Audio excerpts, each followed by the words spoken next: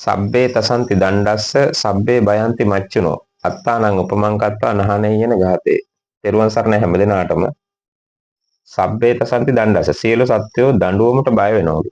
සබ්බේ බයන්ති මච්චුනෝ සියලු සත්වයෝ මරණයට බය වෙනවලු. අත්තානං උපමං කත්වා නහනෙය්‍යන ගාතේ. තමාම උපමා කරගෙන අනිත් අයගේ ජීවිත තොර කරන්න එපාලු. අපි අතරම ඒ ගාථා රත්නේ මාතෘකා කරන්න හිතුනේ දැන් පහුගිය දවසක අපිට අහන්න ලැබුණා විශ්වවිද්‍යාලයක නවක වදේ නිසා එක ළමයෙකුගේ ජීවිතේ නැති වුණා.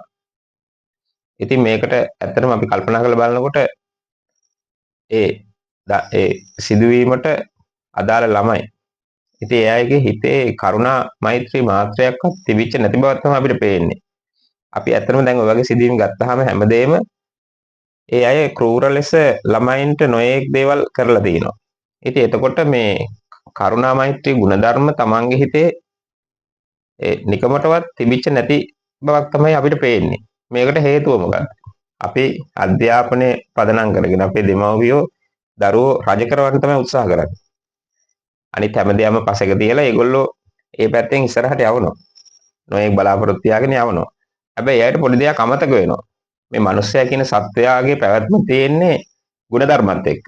මිනිස්සයෝ සහ අනිත් සත්වයන් අතර ඒ වෙනස තියෙන්නේ තිරිසනුන් සහ මිනිසුන් අතර වෙනස තියෙන්නේ මේ ගුණධර්ම වල වෙනස. අනිත් හැම දෙයක්ම ඒ අයට පොදුයි. ආහාර, නිින්ද, බය, කාමසේවනේ ඒ ටික ඒ හැමෝටම තියෙනවා. ඉතින් ගුණධර්ම වලින් තමයි වෙනස් වෙන්නේ. එතකොට අපිට මූලිකව මිනිස්සු වශයෙන් අපේ ළඟ කරුණා, මෛත්‍රී ගුණධර්ම තියෙනවා. එහෙම නැති වුණොත් මේ ලෝකේ අපිට පැවැත්මක් නැතුව යනවා.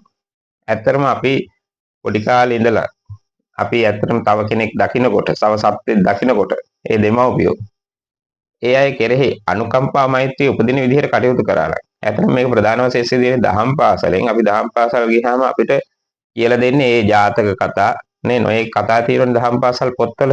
එතකොට ඒවෙන් කියලා දෙනවා අනුකම්පාව කරුණාව උපදවන විදිය. එතකොට පොඩි ළමයින්ට පොඩි කාලේ ඉඳලා අනිත් අය කෙරෙහි අනුකම්පාවක් කරුණාවක් උපදින විදියට වැඩ කරා. එතකොට ඒ අය ක්‍රමක්‍රමයෙන් වැඩි විදියටපත් වෙනකොටත් ඒ විදියටම තියෙනවා.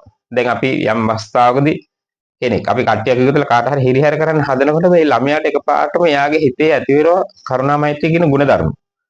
එතකොට අපි එක කණ්ඩායමක හිටියත් අනිත් අයටත් ඒ මොනවා හරි කරනවා නම් අපි එපා කියලා ඒක නවත්තන්න උත්සාහ කරනවා. දැන් අතන මෙතන ඒ ළමයින්ට අර නවක වදී දෙන අවස්ථාවේ දෙන ළමයි දෙකී දෙනෙක් එකතු වෙලා තියෙනවා. එක්කෙනෙක් හරි ඒ ගුණධර්ම තිබුණා නම් එයා කියනවා නේ එහෙම කරන්න එපා.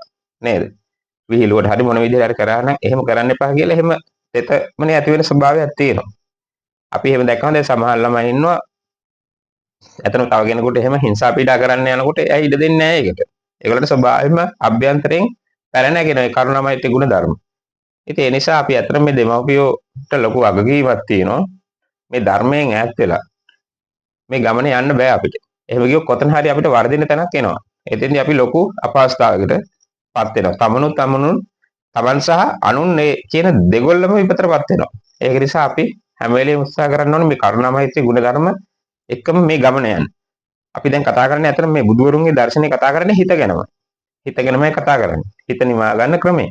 ඉතින් මේ හිත නිවා ගැනීම තමන්ට සහ අන් අයට දෙගොල්ලටම යහපතක් වෙනවා. කරුණා මෛත්‍රී වැඩිමෙන් ඇත්තටම මුලින්ම යහපත සැලසෙන්නේ තමන්ට ඒත් එක්කම අනිත් අයටත් යහපත සැලසෙනවා. ඉතින් අපි මේ ගමන යන්නේ ඒ ගුණ ධර්ම දියුණු කරගෙන මේ ගමන යන උත්සාහ කරන්න ඕන. ඉතින් අපි හැමදෙනාටම ආරාධනා කරනවා මේ ධර්මයේ පුරුදු කරගෙන හිතේ මේ ගමන යන්න තමන්ගේ සංසාර ගමනත් අතර මෙලෝ වශයෙන් මෙලෝ ජීවිතය පරලෝ ජීවිතය යහපත් කරගෙන සසර ගමනත් අවසන් කර ගැනීම හැකියාව තියෙන මේ හිත පුරුදු කර ගැනීම තුලින්. හොඳයි. ත්වන් සරණයි හැමදෙනාටම.